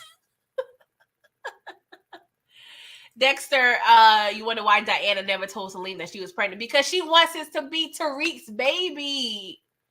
Like I said, she doing whole math. She wants it to be Tariq baby because that is making logical sense to her, since Tariq was the last person that she slept with, even though she probably slept with Salim within a day. Because they literally, from my understanding, last season, if it wasn't back-to-back episodes, she had sex with both of them in the same episode. I feel like I'm 75% correct on that. If not, she has sex with Salim one episode and then Tariq the next. It's one of the two. It's one of the two. So they're too close together for her to be really assuming that is Tariq, because they had sex twice because Tariq broke her virginity and then he was the last person. But in betwixt all that, Salim, was having sex casually. But that's that whole math for you. It'll get you hemmed up, okay? It'll get you hemmed up. DeMarcus, you said Tariq could hide Diana like Tommy hid Lakeisha Grant from Milan to protect Diana. What is he hiding her from now, though? From Noma? Well, Noma about to be out of here. She about to get deported. Havani, you said, I don't believe Salim is the father because Tariq's facial expression towards Diana saying that the baby is give off. I did pull out in time. I can see where you seeing that, but it was given like, I mean, when you know you've been having sex, had sex with somebody, of course you're gonna be thrown off. Like, one, our emotions are high. We got blickies in abundance in this scene, and the fact that you think like, because from Tariq's point of view, I don't know if he knows about the relationship between Salim and Diana. So to his knowledge, he's thinking possibly that he is the only person she had relations with. Like, I don't know if Salim and Diana was all out and about with their relationship. Yeah, she probably told a couple people, but I don't know. I remember when Salim brought flowers to her dorm room and Tariq was in there and they kind of laughed at him, and then he had that poem he presented at the little spot, but that doesn't necessarily say they was body rocking, knocking the boots, right? And Tariq was never really around all that, so he may be thinking, damn, I took her virginity and then we actually had sex maybe a couple months later, so I may be the pappy.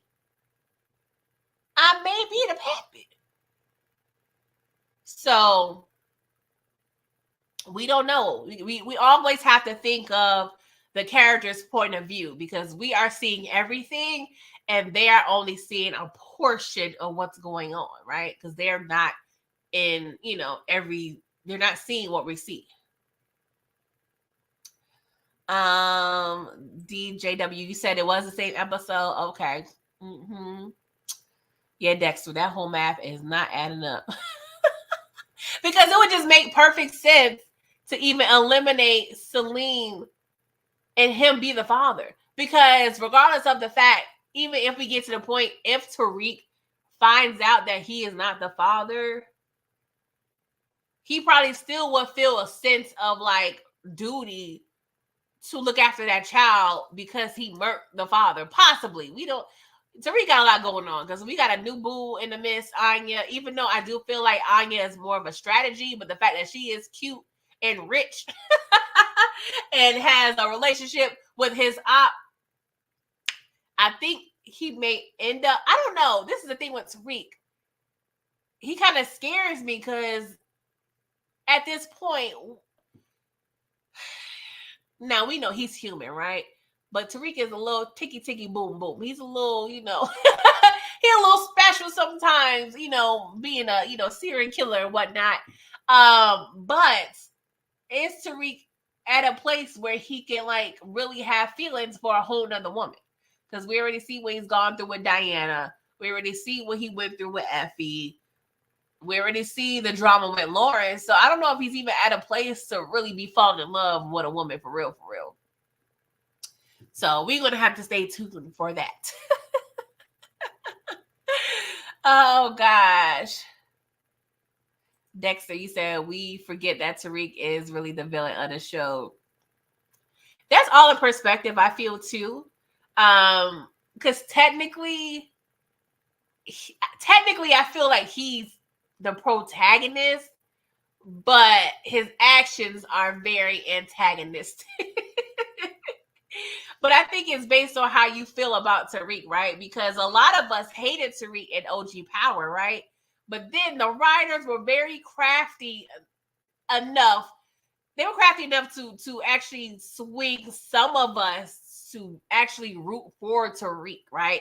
But it all depends on if your feelings about Tariq offing Ghost was damaging enough to be like F for Tariq forever, and he's always going to be the op. So that it just depends on how you feel about it. I found myself in a position where I started to root for Tariq, Not like I'm Team Tariq 100% because he has his issues, but I do want the young man to win on some level. Unfortunately, I guess. But don't get it twisted. I do not forget nothing he has done in OG Power. I am completely understanding that he chose this life. And all of this is unnecessary. So, but I also find myself conflicted because I do want him to win on some level. But I can agree. He can be looked at as the villain, per se. What's up, Divine Intervention? How are you? Haven't seen your name before, so thank you for coming through and commenting.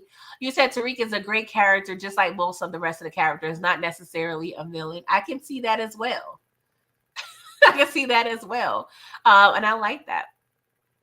A great character. I love that. Detroit, you said y'all just mad he killed his daddy. I think that's where a lot of it comes from. I think the people that are mad that Tariq killed Ghost, y'all see Tariq as the villain. But when you sympathize with Tariq, I think y'all see him as, the protagonist per se. But I do feel like, and this is so contradictory, I do feel like you could be the protagonist and the antagonist. Like, I don't know. It's getting weird. It's getting weird, you guys. Well, hey, Tamika Zen, how are you?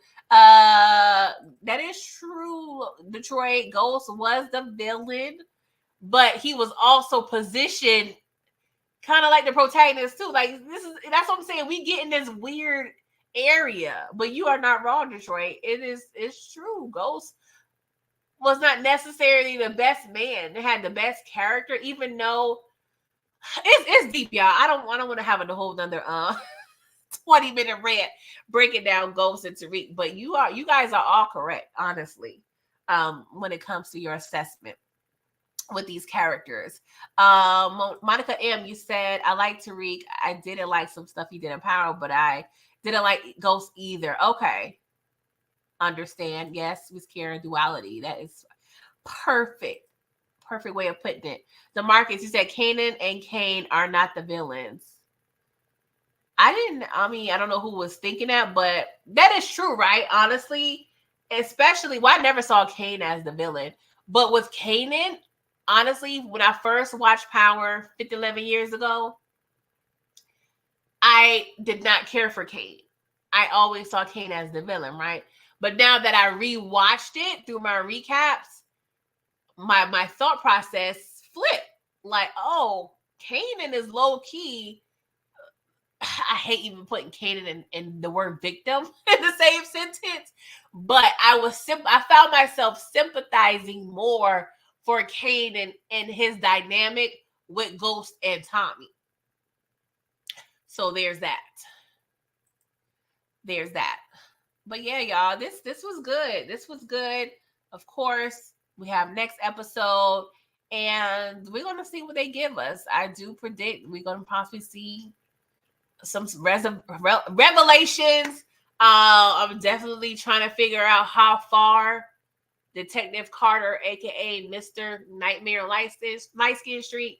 I feel like he's, how they say, I think Miss Obama said this, but pretty much, it's not a thing of going high and low with Detective Carter. He's going to go lowest of the low. Like, I see him setting up folk. I see him working folk. I see him doing a whole hell of a lot, honestly. Should I be scared? Possibly. But Roman, I feel like Roman's going to be out of here. I feel like Kamal, the dynamic is going to be interesting. I think I discussed this on Miss K's channel last week, where Kamal, his life could be in danger, but he could also be a pivotal piece to bring down Detective Carter. I feel like Miss K possibly said that. But yeah, that whole dynamic is going to be interesting. But I love his story times. Like, sir, if you have more story times, please let us know. PG love a good story. Okay. Oh gosh. But yes. Dexter, you say Ghost stole everything from Kanan. I guess. I don't know if I like the word stole. See, that's the thing. We didn't see the ins and outs of that timeline. I don't know if we'll get there, Raising Kanan or not. Because I don't know if I like the word stole, right? Because at that point where it seems like Ghost set Kanan up, we don't know the ins and outs of whatever their organization was and their dynamic, because Kanan was always the OG, right? So we don't really know. We know Ghost set him up, right? He stole his freedom, low-key, so I guess that counts. But financially and materialistic wise, which what I was originally thinking of, we don't know how much that was worth. Like, because it still seems like they were still kind of on a come up, and Ghost was trying to elevate and Kanan wasn't. So it doesn't seem like financially there was a lot going on. They were probably just basic hustlers on some level. But in terms of ideas and business practices, definitely. Like, I had this video where I explained how Raquel Thomas was the most influential character in the Power universe because she raised Kanan in Jukebox, and we see the influence that Kanan has had on Ghost, Tommy, Tariq, and Dre. So I do believe Ghost definitely got a lot, especially with the businesses. He got a lot of that from Kanan. But that's natural, right? Because we see Tariq, he has a lot that he can attribute to his dealings with Kanan, okay? So are we going to see Tariq like indulge more like in weed and alcohol? Because one thing with the alcohol, that can be a hereditary trait, right? And that makes me nervous because we don't need Tariq any more unhinged than what he already is. We don't need nothing added to the equation whatsoever. So that's another question I have, right? But I don't know. We're going to have to see, you guys. But I'm going to get out of here.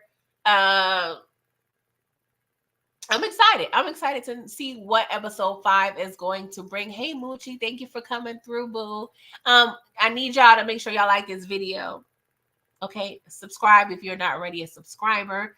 Share. If you're watching the replay, let's go ahead and let me know your thoughts. And thank you so much for being very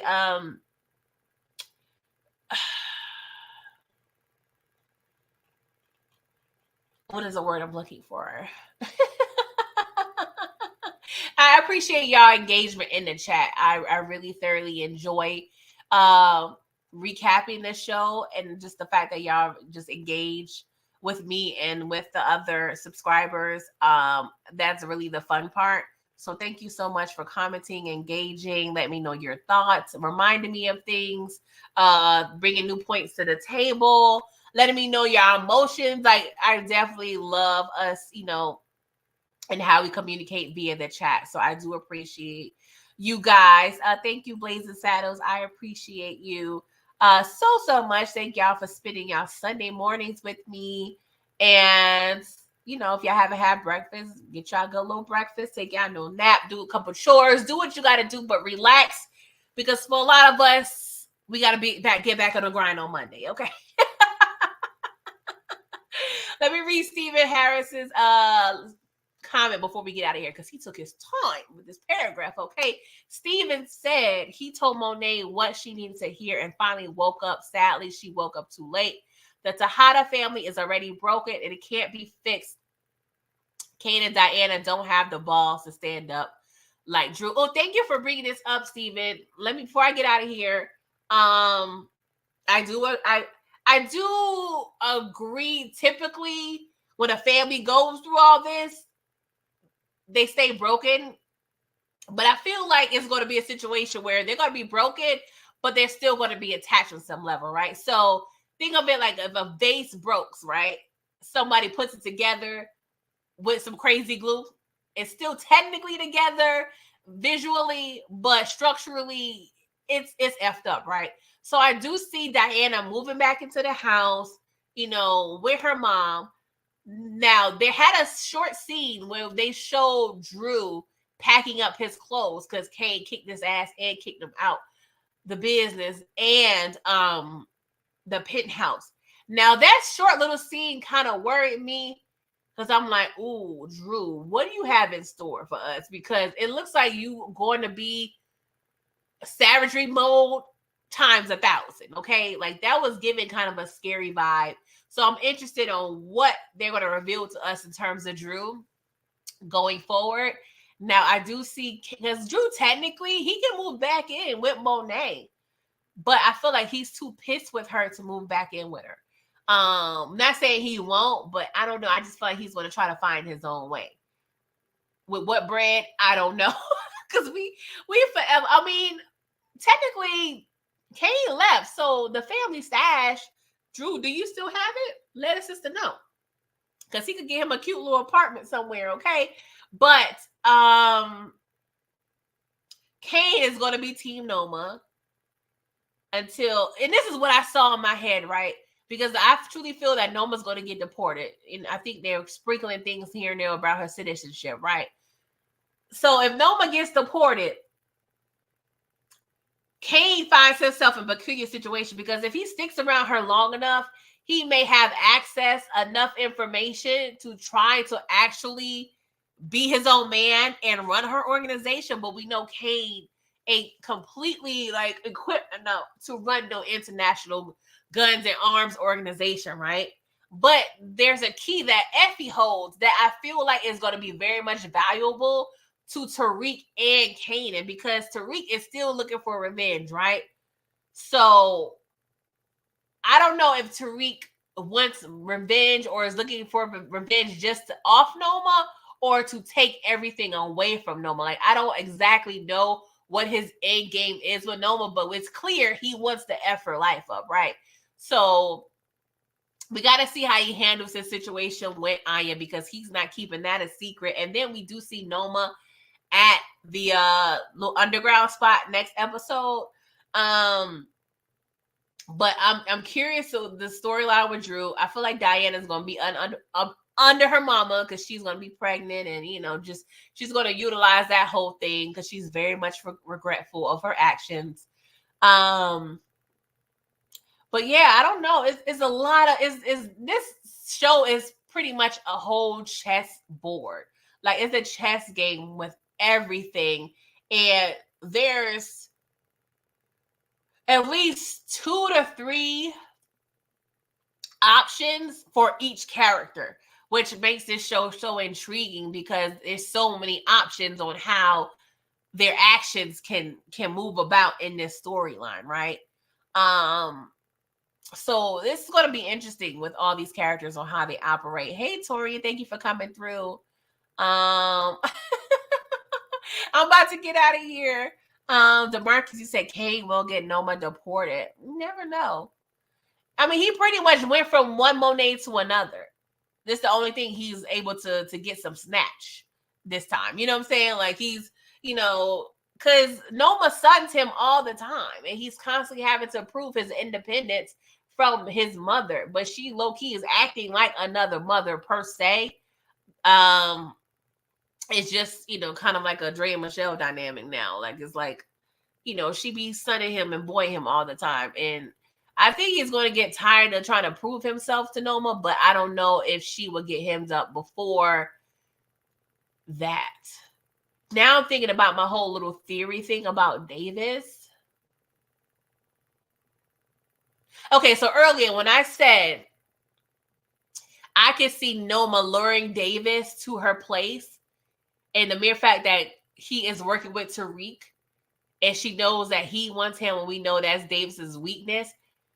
I said that I can see Noma luring Davis to her home, maybe doing a Harlem Night situation where they make love and then she offs him, or before they get to that, Cade enters the equation and tries to off Davis, right? Because like I said, that little dialogue at the beginning of the season kind of still stays with me. But suppose if that kind of scene were to happen and Cade decides to off Noma and keeps Davis alive, that would kind of be fire to me. I actually would like that. Because we always need like I don't know if Davis will ever get his credentials back. I feel like we could possibly work that out. He may need Tate for that. I wonder if Tate can move some, things around to get Davis. I mean, that's a tall order, but we don't know what. I feel like Tate can be capable of some things, y'all. So I don't know. I'm just spewing out my thoughts, but it's so many ways this thing can play out, right? Yeah. Yeah, Detective Carter is definitely dirty. Okay. But yeah, y'all, let me get out of here. It's 2 hours. I hope y'all enjoyed. Thank you so much. I love y'all. Thank y'all for coming through. Like I said, please make sure you do all the things to support your girl. And I will be back to recap episode 5. Okay. Well, until next time, toodles.